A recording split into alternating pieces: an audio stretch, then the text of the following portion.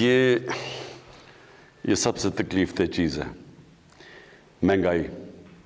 اور مجھے اس چیز کا پورا احساس ہے کہ اس وقت ہمارے لوگوں کے اوپر ایک مشکل وقت آیا ہوا ہے مہنگائی کی وجہ سے. لیکن یہ بھی ضروری ہے آپ سب کا کہ سمجھنا کہ یہ مہنگائی ہوتی کیوں ہے. میں اگر ہر ہفتے میٹنگ لیتا ہوں مہنگائی کی، ایک چیز دیکھتا ہوں کہ کون سی چیز کی قیمت کیوں چڑھ رہی ہے، تو یہ سوچیں کہ اگر مجھے اتنی یہ اس کے یعنی میرے ذہن پہ یہ اتنا پڑا ہوا ہے تو یہ کیوں نہیں، یہ مہنگائی ہے کیا، ہوتی کیوں ہے. تو یہ میں ذرا چاہتا ہوں کہ آج آپ سب سمجھ لیں. دیکھیں مہنگائی کی سب سے بڑی وجہ کیا ہوتی ہے. اس کی سب سے بڑی وجہ یہ ہوتی ہے کہ جب ہمارا روپیہ گرتا ہے. اور روپیہ کیوں گرتا ہے یہ بھی پہلے آپ سمجھ لیں. روپیہ اس لیے گرتا ہے کہ جب آپ ملک میں جو ڈالرز آ رہے ہیں وہ کم ہیں اور ملک سے ڈالر باہر زیادہ ہیں، جو جا رہے ہیں وہ زیادہ ہیں. یہ کیوں منی لانڈرنگ اتنی بری، یہ اتنا بڑا ہمارے لیے عذاب بنا ہوا ہے. ایک اندازے کے مطابق، اور میرے خیال میں اس سے زیادہ پیسہ باہر جاتا ہے.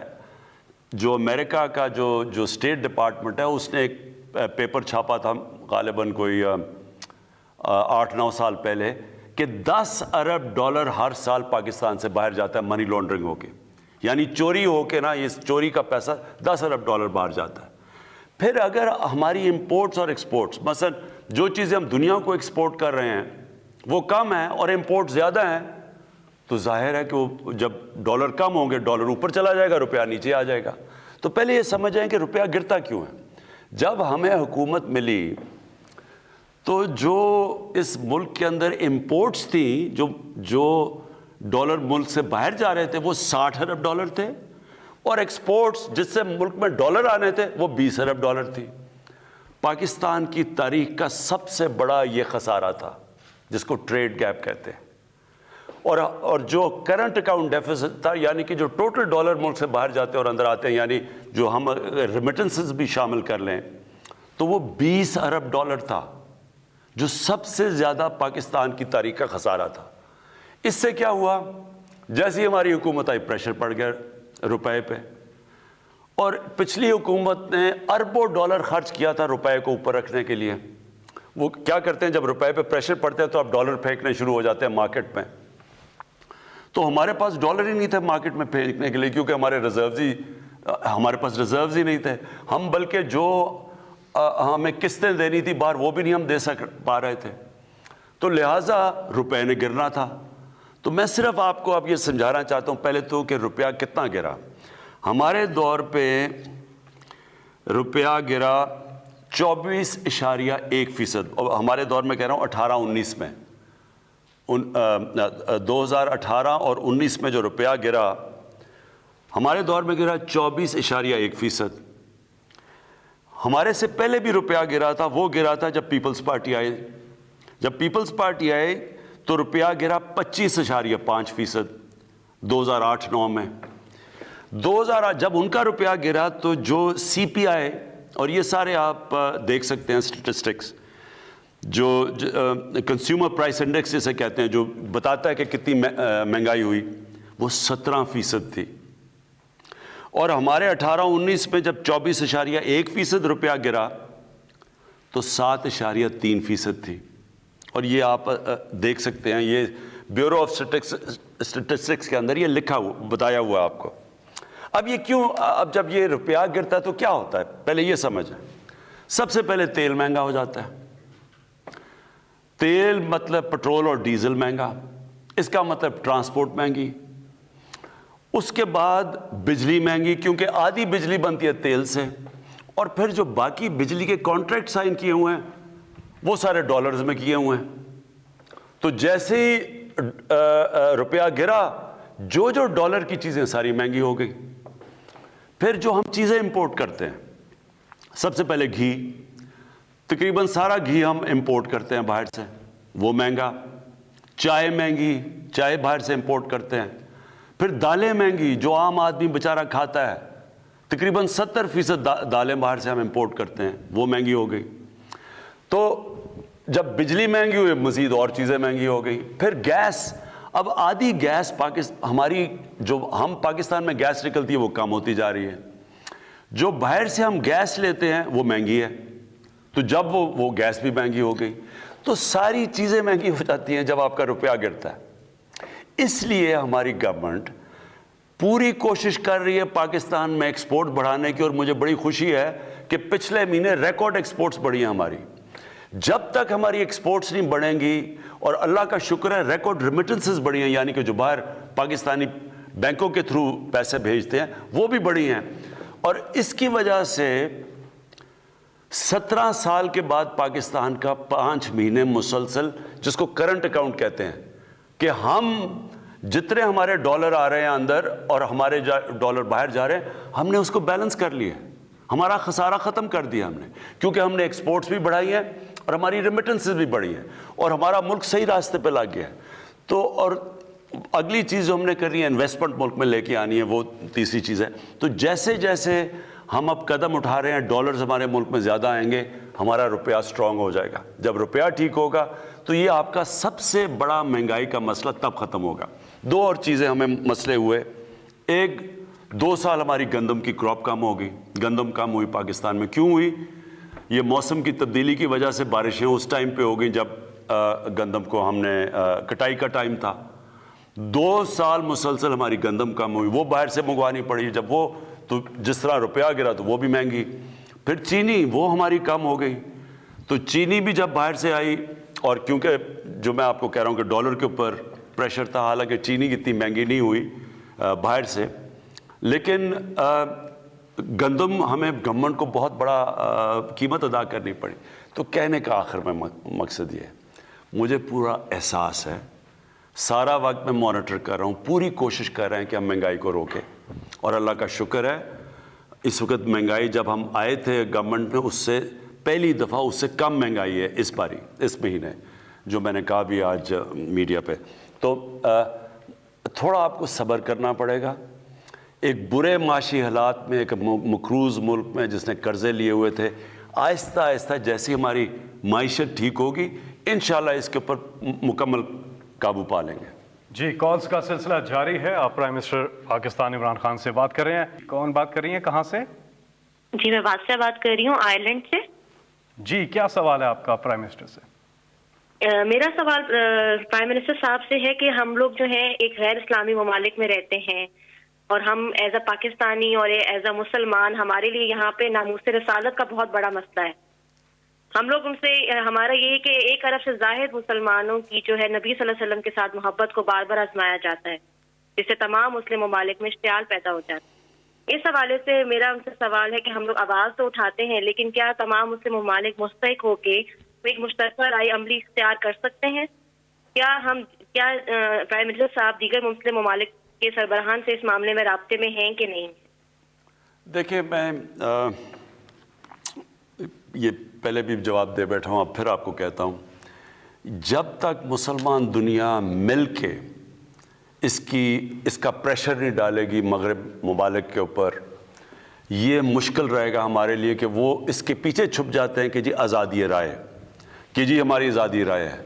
لیکن مجھے ابھی بھی میں آپ کو بتا دوں کہ کبھی بھی ان کو اس چیز کا اتنا احساس نہیں ہوا جتنا آج کل ہوا، کیونکہ جب سے ہم نے اٹھایا، اور مجھے فخر ہے اس کا کہ پاکستان سب سے زیادہ اس نے اس چیز کو اٹھایا ہے، ساتھ ساتھ اسلاموفوبیا، جو آپ مغرب میں رہتے ہیں آپ کو پتہ ہے کہ کس طرح کی وہاں اسلام کے خلاف پروپیگنڈا اور اسلاموفوبیا سے بڑے ہمارے لوگوں کو مشکل وقت سے گزرنا پڑتا ہے۔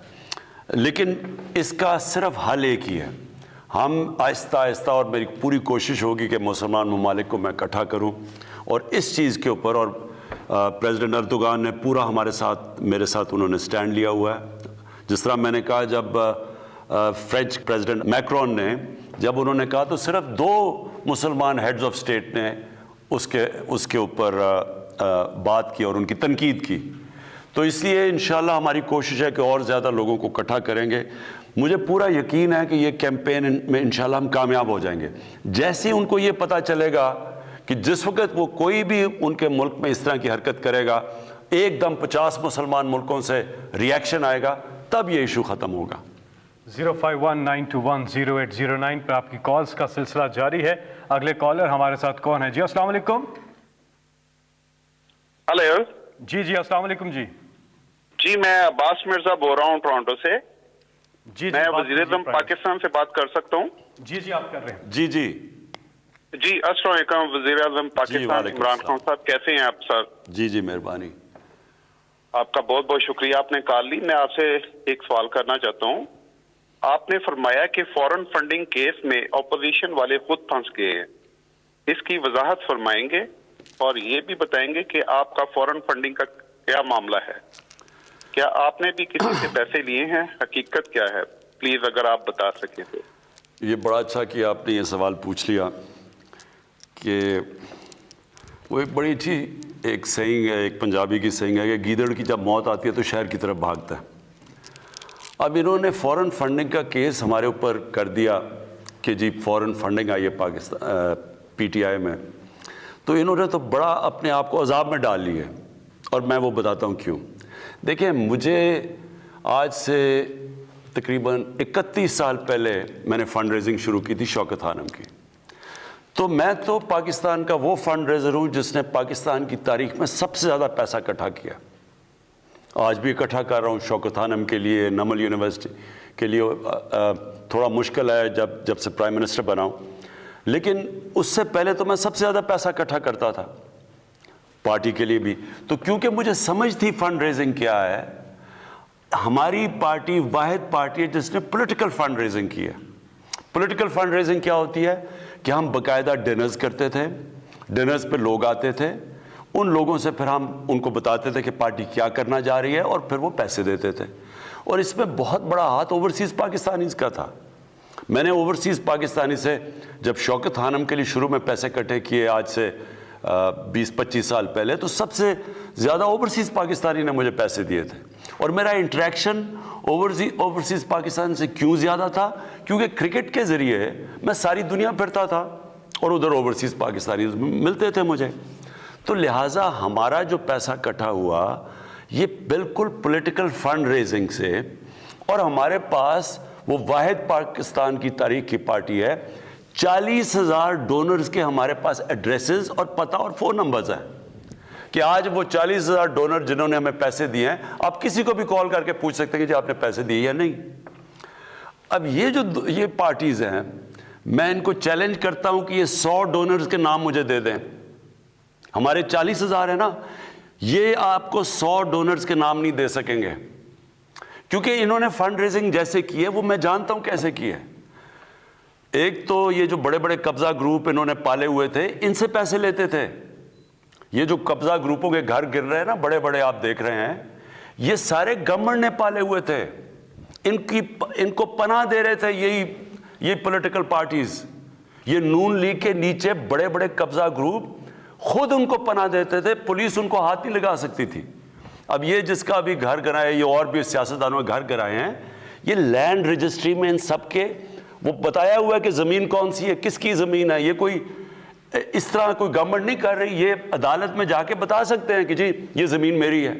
تو وہ عدالت کے اندر ہمارے پاس ان کی پہلے انکوائری کی گئی، چیک کیا گیا یہ جو ساری زمینیں ہیں یہ انہوں نے گورنمنٹ کی قبضہ کیے ہوئے ہیں، جن کے اوپر بلڈوزر لگے ہوئے ہیں اب. اور یہ وہ لوگ تھے، کیوں ان کو پالتے تھے، ان کو پیسے دیتے تھے، فنڈز دیتے تھے، ان کے گھر کے خرچے دیتے تھے، کیونکہ یہ جو پیسہ بناتے تھے ان کی پارٹی فنڈنگ کرتے تھے، ان کے جلسے جلوس کرتے تھے، جدھر قیمے کے نان ان کو دینے پڑتے تھے وہ بلانے کے لیے اپنے لوگوں کو.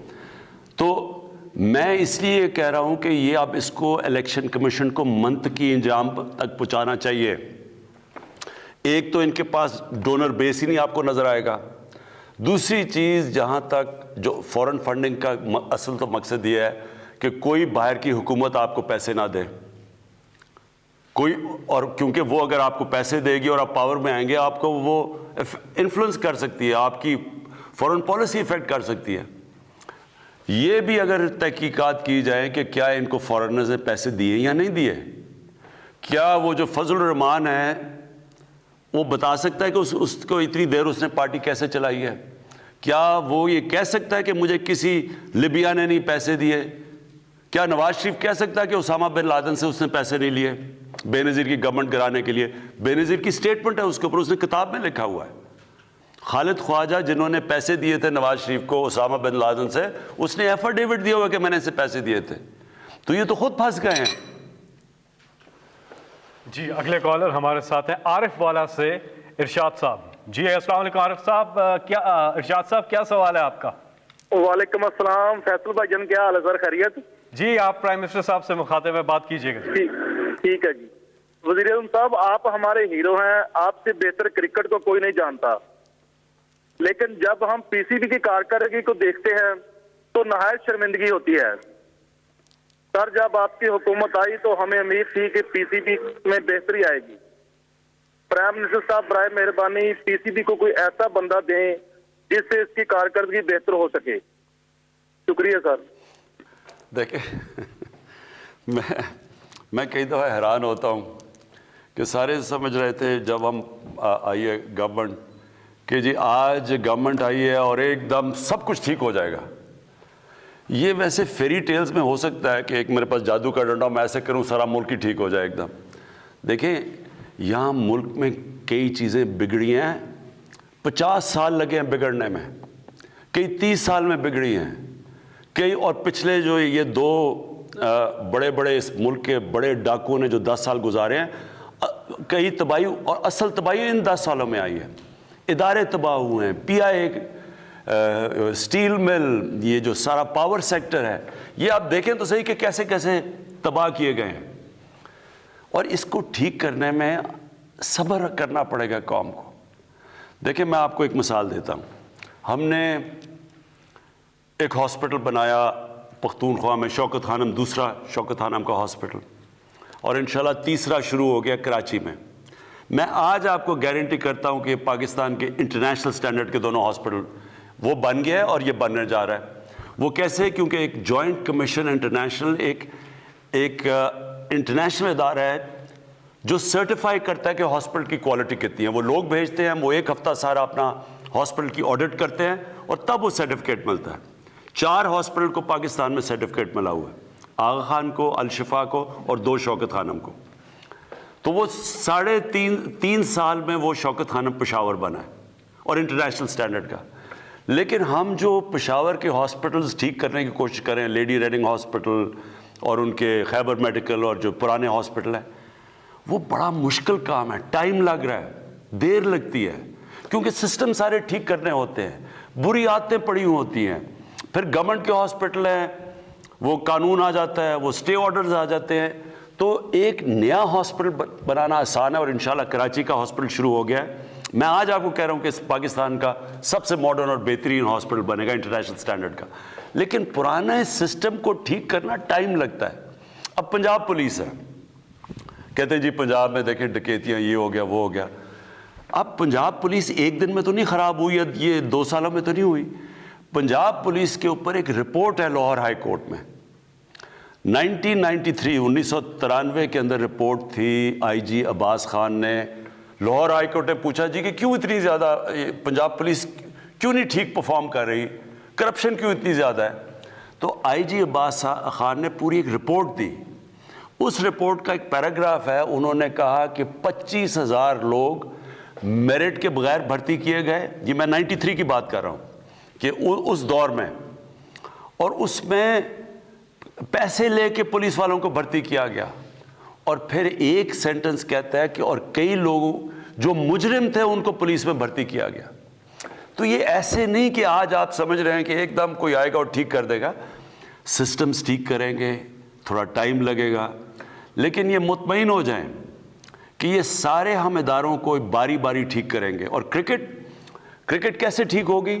کرکٹ اس راستے پہ نکل گئی ہے، وہ ایسے ہوگی کہ علاقائی کرکٹ جو میں آج سے 40-50 سال سے لگا ہوا ہوں، علاقائی کرکٹ جو شروع ہو گئی ہے، آپ دیکھتے ہیں کہ جب پشاور کا میچ ہوتا ہے یا پشاور زال میں تو سارا کے پی اس کو دیکھ رہا ہوتا ہے، بلوچستان کا ایک کھلاڑی نہیں ہوتا لیکن سارا بلوچستان دیکھ رہا ہوتا ہے ٹیم کو۔ یہ میں 40 سال سے کہہ رہا تھا کہ علاقائی کرکٹ کو، وہ ہو گئی ہے۔ اب ایک کھلاڑی کو ڈیولپ ہوتے ہوئے ٹیم کو تھوڑا ٹائم دیں، لیکن انشاءاللہ آپ دیکھیں گے کہ یہ ٹیم مسلسل بہتر ہوتی جائے گی۔ جی آپ کی کالز کا سلسلہ متواتر جاری ہے. سوشل میڈیا پہ پرائم منسٹر صاحب سوالات آئے ہوئے ہیں. یہ عثمان صاحب ہیں, اس سے ملا جلا سوال ہے جو بھی آپ سے ہوا. عثمان صاحب ہیں, کہتے ہیں فٹنس کے حوالے سے آپ تھوڑی رہنمائی فرمائیے گا کہ آپ خود تو بہت فٹ ہیں, اس کا کیا راز ہے اور آج کل کی روٹین میں آپ کو کیسے ٹائم ملتا ہے؟ آج کل تو بڑا مشکل ہے فٹ ہونا. بلکہ میں دیکھ رہا تھا, بشرا بیگم نے ایک وہ ویئنگ مشین دیکھی, تو جب ویئنگ مشین رکھی, میں جب کرکٹ کھیلتا تھا سارا میرا کبھی 185 پاؤنڈ سے زیادہ ویٹ نہیں گیا, تو جب مشین پہ کھڑا ہوا تو 200 پاؤنڈ پہ پہنچ گیا ویٹ. وہ اس لیے کہ 8 گھنٹے 9 گھنٹے میں کرسی پہ بیٹھتا ہوں اور اتنا ٹائم نہیں ملتا مجھے ایکسرسائز کرنے کا.